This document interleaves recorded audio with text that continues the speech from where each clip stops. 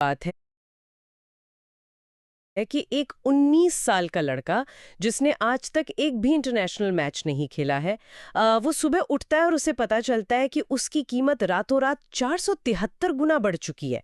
मतलब सीधा एक कॉरपोरेट बोर्डरूम की कल्पना की जा सकती है जहां एक सिंगल क्रिकेट फ्रेंचाइजी को 1.78 बिलियन डॉलर की खरीदने के साइन हो रहे हैं। हाँ बिल्कुल, ये कोई छोटी बात नहीं है। वही तो। आज एक लेदर की क्रिकेट बॉल सिर्फ मैदान का हिस्सा नहीं रह गई है। ये बॉल अब एक 10.7 बिलियन डॉलर के फाइनेंशियल एम्पायर का सबसे बड़ा डेटा पॉइंट बन चुकी है। और मजे की बात यह है कि ये सब किसी फिक्शन नॉवल की कहानी नहीं है। आज 28 मार्च 2026 है। बेंगलुरु के एम चिन्नास्वामी स्टेडियम में ठीक इसी वक्त defending champion royal Challengers Bangalore और सनराइजर्स हैदराबाद के बीच 19वें सीजन का उद्घाटन मैच खेला जा रहा है। हाँ, मैच तो शुरू हो चुका है। बिल्कुल, मतलब जो चीज 2008 में सिर्फ एक प्रयोग के तौर पर शुरू हुई थी, वो आज ग्लोबल स्पोर्ट्स इंडस्ट्री का एक डेकाकॉन बन चुकी है। लेकिन एक बात जो बहुत अलग रही वो ये कि इस साल टूर्नामेंट की शुरुआत में कोई आम चमक-दमक या ओपनिंग सेरेमनी नहीं दिखी, और इसका कारण बहुत ही संवेदनशील है। हाँ, वो घटना बहुत दुखद थी। बिल्कुल। पिछले साल 2025 में जब बैंगलोर में खिताब जीतने का जश्न मनाया जा रहा था, तब एक बहुत ही दुखद भगदड़ में 11 फैंस की जान चली गई थी। उन्हीं के सम्मान में इस साल इस जश्न को शांत रखा गया है। ये एक बहुत ही आदरपूर्ण कदम है। आखिर उन फैंस का जुनून ही तो है जिसने इस लीग को यहाँ तक पहुँचाया है। और शायद यही वो मोड़ है जहाँ से हमें इस लीग के इस नए रूप को समझना चाहिए। सही कहा। हमारे पास आज जो दस्तावेज और आर्टिकल्स हैं, उनका मकसद सिर्फ ये बताना नहीं है कि कौन सा खिलाड़ी कितने में बिका। आज की इस गहन विश्लेषण यानी इस डीप डाइव का मिशन उस मैक्रो इकोनॉमिक्स की परतें खोलना है जिसने पूरी दुनिया के स्पोर्ट्स का गुरुत्वाकर्षण केंद्र ही बदल कर रख दिया है। बिल्कुल। और इस आर्थिक एम्पायर को समझने के लिए ना हमें मैदान से थोड़ा दूर चलना होगा। हमें 16 दिसंबर 2025 को अबू धाबी के एतिहाद एरिना में हुए उस मिनी ऑक्शन के बोर्ड रूम को समझना होगा। हाँ, क्योंकि इस साल उस बेतहाशा पैसे को कंट्रोल करने के लिए नियमों का एक पूरा नया इकोसिस्टम ही बना दिया गया है। मैं तो सबसे पहले उस विदेशी खिलाड़ियों की सैलरी कैप वाले रूल को देखकर हैरान रह गई। अरे वो रूल तो अपने आप में एक मास्टर स्ट्रोक है। वही ना, एक नया नियम आया है जहां एक विदेशी खिलाड़ी की अधिकतम फीस अब 18 करोड़ रुपए तक ही सीमित कर दी गई है। लेकिन इसमें एक बड़ा ट्विस्ट है। केकेआर ने ऑस्ट्रेलियन ऑलराउंडर कैमरून ग्रीन के लिए 25.20 करोड़ की रिकॉर्ड तोड़ बोली लगाई।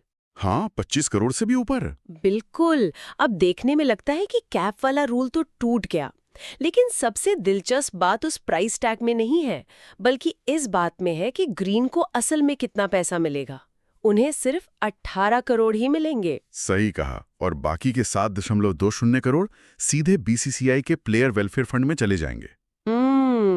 ये सुनकर मुझे अमेरिकन स्पोर्ट्स की याद आ गई। अमेरिकन स्पोर्ट्स में जो लग्जरी टैक्स होता है, ये मुझे उसका एक बेहद शानदार और आक्रामक क्रिकेट वर्जन लगता है। और सबसे मजेदार बात यह है कि वो अतिरिक्त पैसा सीधे लीग के ग्रासरूट्स डेवलपमेंट में जा रहा है। बिल्कुल। देखिए, ये मैकेनिज्म लीग की आर्थिक सेहत के लिए बहुत जरूरी हो गया था। पिछले कुछ सालों में मिनी ऑक्शन में एक अजीब सा ट्रेंड बन गया था, जहां फ्रेंचाइजी के पर्स में पैसा बचा होता था और वो किसी एक विदेशी खिलाड़ी पर अंधाधुंध बोली लगा देते थे। हाँ, एक तरह का इन्फ्लेशन स्पाइक आ गया था। वही तो। अगर हम नंबर्स को हिस्टोरिकल कॉन्टेक्स्ट में देखें तो तस्वीर बिल्कुल साफ हो जाती है। 2008 में महेंद्र सिंह धोनी सबसे महंगे खिलाड़ी थे, $1.5 मिलियन यानी करीब 6 करोड़ रुपए में। हाँ, उस समय 6 करोड़ बहुत बड़ी रकम हुआ करती थी। बिल्कुल। अगर हम उस डॉलर वैल्यू को आज की महंगाई यानी इन्फ्लेशन के हिसाब से एडजस्ट करें तो वो लगभग $2.25 मिलियन होता है।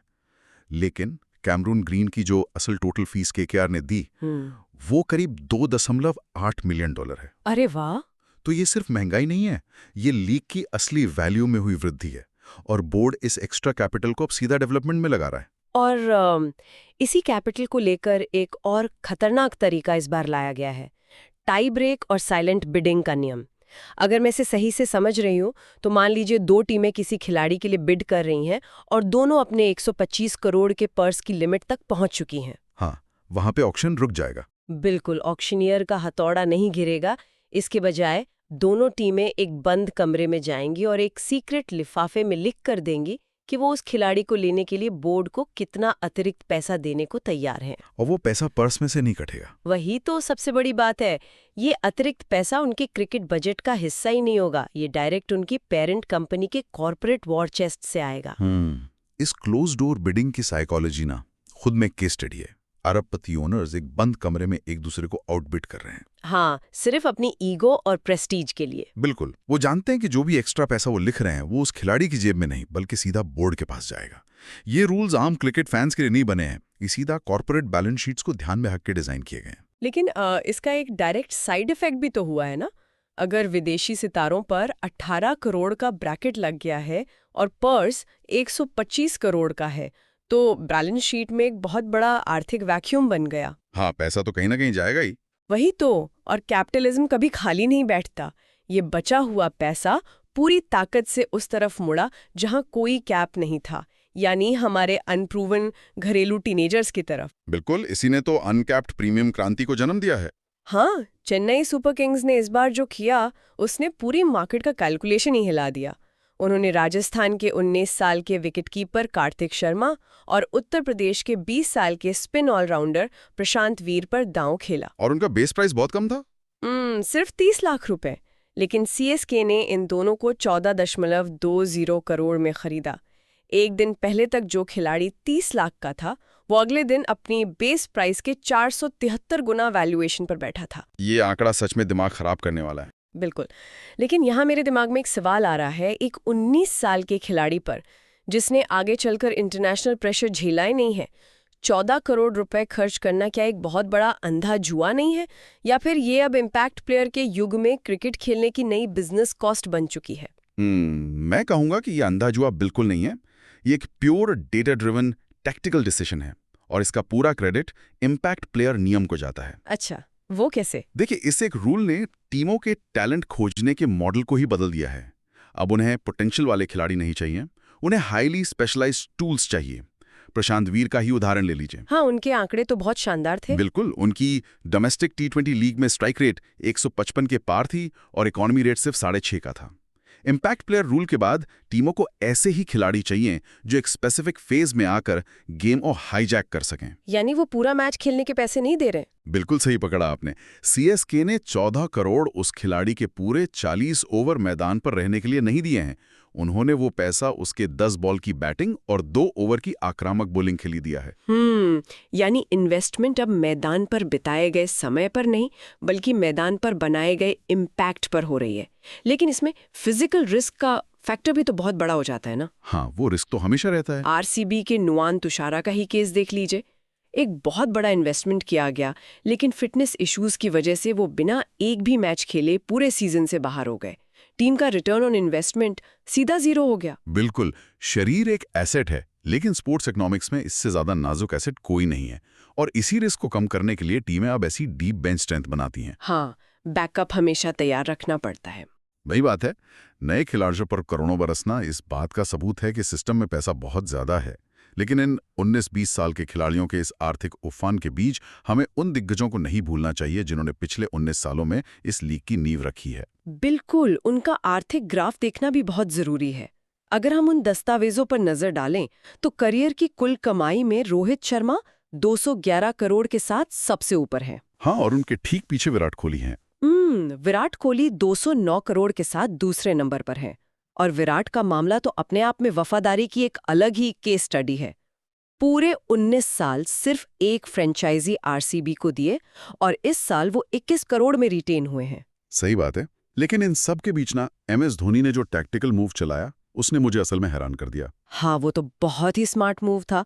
उनकी ऑल टाइम कमाई 196 करोड़ के पार है, लेकिन इस बार उन्होंने खुद को सिर्फ 4 करोड़ में रिटेन करवाया। बिल्कुल, 2025-26 साइकिल के लिए धोनी ने पुराने नियम के तहत खुद को अनकैप्ड प्लेयर के रूप में रिटेन करवाया। इससे सीएसके के 125 करोड़ के पर्स में 17 करोड़ का एक्स्ट्रा ब्रीदिंग रूम बन गया।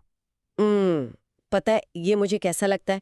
धोनी का अनकैप्ड नेम का इस्तेमाल करना ऐसा है जैसे किसी बड़ी मल्टीनेशनल कंपनी का सीईओ जानबूझकर $1 की सैलरी ले ले ताकि कंपनी अपने भविष्य के लिए नए टैलेंट को हायर कर सके। अरे वाह, ये एनालॉजी बिल्कुल सटीक बैठती है। अपना आर्थिक नुकसान करके टीम का भविष्य और पर्स सुरक्षित करना। और उसी एक्स्ट्रा पैसे की वजह से तो सीएसके प्रशांत वीर जैसे 14 करोड़ के खिलाड़ी पर बिड कर पाई। हाँ, वो सारा पैसा वहीं तो काम आया। बिल्कुल, ये सिर्फ एक रिटेंशन नहीं था, यह ऑक्शन की स्ट्रैटेजी का सबसे बड़ा मास्टर स्ट्रोक था। और ऐसी ही कुर्बानियां हमें ट्रेड विंडो में भी देखने को मिली। वो संजू सैमसन वाला ट्रेड ना? हाँ, संजू सैमसन 18 करोड़ में राजस्थान से चेन्नई गए और इस ब्लॉकबस्टर ट्रेड को बैलेंस करने के लिए रविंद्र जडेजा और सैम करन राजस्थान आए। लेकिन उसमें भी एक पेंच था। बिल्कुल, इस पजल को फिट करने के लिए जडेजा ने टैक्टिकल कारणों से 14 करोड़ का पे कट स्वीकार किया। जब लीग के सबसे बड़े सुपरस्टार्स टीम में फिट होने के लिए अपनी फीस कम करने लगे तो समझ लीजिए कि लीग पूरी तरह से मैच्योर हो चुकी है। हाँ, खिलाड़ी अब सिर्फ खेल नहीं रहे हैं, वो स्पोर्टिंग डायरेक्टर्स की तरह सोच रहे हैं। लेकिन इस भारी पैसे और स्ट्रैटेजी ने सिर्फ बाहर का काम नहीं बदला है, इसने मैदान पर खेले जाने वाले क्रिकेट का डीएनए ही बदल दिया है। बिल्कुल, खेलने का तरीका पूरी तरह शिफ्ट हो गया है। वही तो आंकड़े दिखाते हैं कि हम पूरी तरह से क्रैश बैंग वॉलपेप युग में आ चुके हैं। 2008 में जब लीग शुरू हुई थी तब टॉप 3 बल्लेबाजों की स्ट्राइक रेट 130 हुआ करती थी। हाँ, वो लोग पारी को आराम से बिल्ड करते थे। बिल्कुल, लेकिन 2025-26 आते आते ये स्ट्राइक रेट 158.53 हो गई है। मतलब 158 की स्ट्राइक रेट अब एक नॉर्मल बात हो गई है। और इस बदलाव का सीधा कनेक्शन उस इम्पैक्ट प्लेयर रूल से है जिसकी हमने पहले बात की थी। अच्छा, वो कैसे काम कर रहा है यहाँ? देखिए, जब एक टीम के पास बेंच से आने वाला एक 8वां प्रॉपर बैटर होता है तो लाइनअप में एक ऐसा सुरक्षा जाल डाल देता है कि विकेट गिरने का डर खत्म ही हो जाता है। यानी खुलकर मारो, कोई टेंशन नहीं। बिल्कुल, पहले T20 में विकेट बचाकर आखिरी 4 ओवर में रन बनाए जाते थे। अब पहली ही गेंद से पूरा मैच डेथ ओवर्स की तरह खेला जाता है।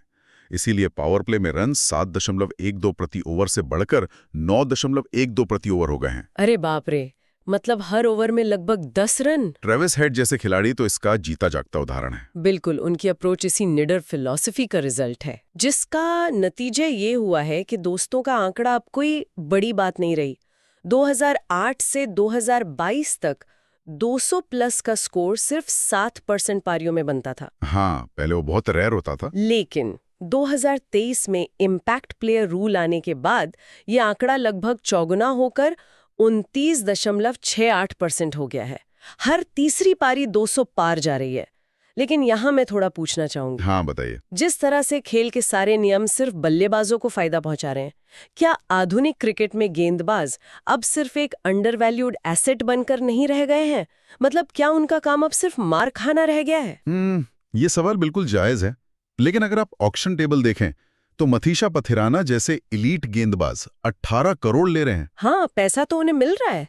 पैसा मिल रहा है, लेकिन उनका ऑन फील्ड पर्पस जरूर डिग्रेड हुआ है। आधुनिक T20 में गेंदबाज का प्राइमरी काम विकेट लेना नहीं रहा, बल्कि डैमेज लिमिटेशन बन गया है। यानी बस रन रोकने की कोशिश करो। बिल्कुल, उन्हें ऐसे एसेट्स की तरह ट्रीट किया जाता है जिन्हें बस बल्लेबाज के हर बॉल पर हो रहे प्रहार को रोकना है।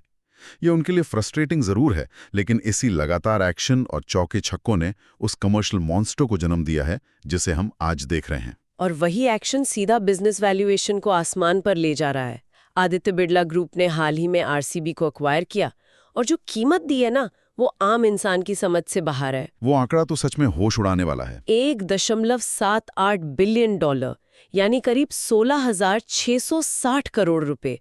2008 में जब लीग शुरू हुई थी तब इस टीम की शुरुआती कीमत सिर्फ $111 मिलियन थी। यानी लगभग 16 गुना की वृद्धि। बिल्कुल, ये रिटर्न ऑन इन्वेस्टमेंट तो बड़ी बड़ी टेक कंपनियों को पीछे छोड़ रहा है। अगर हम ग्लोबल नजरिए से देखें तो इस वक्त इस लीग की टोटल ब्रांड वैल्यू $18.5 बिलियन आंकी गई है और इस वैल्यू को ड्राइव कर रहा है रेवेन्यू पर मैच, जो कि बहुत ज्यादा बढ़ चुका है। हाँ, वो अब $13.4 बिलियन पर खड़ा है। पूरी दुनिया के स्पोर्ट्स इकोसिस्टम में सिर्फ अमेरिका की नेशनल फुटबॉल लीग यानी NFL ही इससे आगे है। ये तो बहुत बड़ी बात है। और अगर हम क्षेत्रीय तुलना करें तो ये खाई कितनी बड़ी है इसका अंदाजा इस एक फैक्ट से लगता है। सिर्फ एक फ्रेंचाइजी यानी आरसीबी की कीमत पड़ोसी देश की पाकिस्तान सुपर लीग की सभी 8 टीमों की कुल कीमत से लगभग 7 गुना ज्यादा है। बाप रे, एक टीम दूसरे टूर्नामेंट की सभी टीमों से 7 गुना बड़ी है। और इस पैसे का असर कमर्शियल इकोसिस्टम पर भी दिख रहा है। स्पॉन्सरशिप्स बदल रही हैं। कतर एयरवेज की जगह अब London based tech brand nothing ने ले ली है और फैंटेसी स्पोर्ट्स ने तो अकेले $342 मिलियन का रेवेन्यू जनरेट किया है। हाँ, फैंटेसी स्पोर्ट्स तो अपने आप में एक शैडो इकोनॉमी बन चुकी है और इसी कमर्शियल इकोसिस्टम के कारण आज हम एक पूरे क्लोज्ड लूप इकोनॉमी को देख रहे हैं। क्लोज लूप इकोनॉमी, इसे थोड़ा समझाएंगे? देखिए, मीडिया राइट्स का $1 बिलियन का पैसा टीमों के पर्स को बढ़ाता है। फिर ये टीमें करोड़ों रुपए देकर बेहतरीन घरेलू टैलेंट और विदेशी सुपरस्टार्स को खरीदती हैं। हाँ, जो हमने प्रशांत वीर और कैमरून ग्रीन के केस में देखा। बिल्कुल। फिर ये सुपरस्टार्स मैदान पर वो 158 का स्ट्राइक रेट और निडर क्रिकेट खेलते हैं, जो पूरी दुनिया में 620 मिलियन दर्शकों को स्क्रीन से बांध कर रखता है। और क्योंकि इतने सारे लोग देख रहे हैं, तो अगली बार मीडिया राइट्स की कीमत और भी ऊपर चली जाती है। बिल्कुल सही। ये एक परफेक्ट सेल्फ सस्टेनिंग मशीन है जो हर साल बड़ी होती जा रही है। इस पूरी चर्चा से एक बात तो बिल्कुल साफ है, अगली बार जब भी स्क्रीन पर कोई मैच चल रहा हो ना, तो सिर्फ चौके और छक्के ना देखें। हाँ, उसके पीछे का गणित समझना भी जरूरी है। बिल्कुल। हर फेंकी गई गेंद के पीछे काम कर रहे उस रिटर्न ऑन इन्वेस्टमेंट को समझना जरूरी है। उस एक शॉट के पीछे बोर्डरूम की बिडिंग वॉर और करोड़ों डॉलर का दबाव छुपा हुआ है। सही कहा। खेल वही है, लेकिन उसे खेलने का आर्थिक मॉडल हमेशा के लिए बदल चुका है। तो इस डीप डाइव को खत्म करने से पहले मैं एक आखिरी विचार छोड़ना चाहूंगी जिस पर गहराई से सोचा जा सकता है। हाँ, बिल्कुल, बताइए। देखिए, जब एक अकेले क्रिकेट फ्रेंचाइजी की कीमत $2 बिलियन के करीब पहुंच रही है, तो क्या भविष्य में ऐसा समय आ सकता है जब ये आईपीएल फ्रेंचाइजीज पूरे के पूरे राष्ट्रीय क्रिकेट बोर्ड्स को ही खरीद लें? ये तो बहुत ही डराने वाला लेकिन मुमकिन विचार है ना? क्या क्रिकेट का अंतर्राष्ट्रीय ढांचा पूरी तरह से ध्वस्त होकर एक प्राइवेट कॉर्पोरेट खेल बन जाएगा?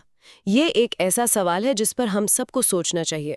आज के इस गहन विश्लेषण में बस इतना ही।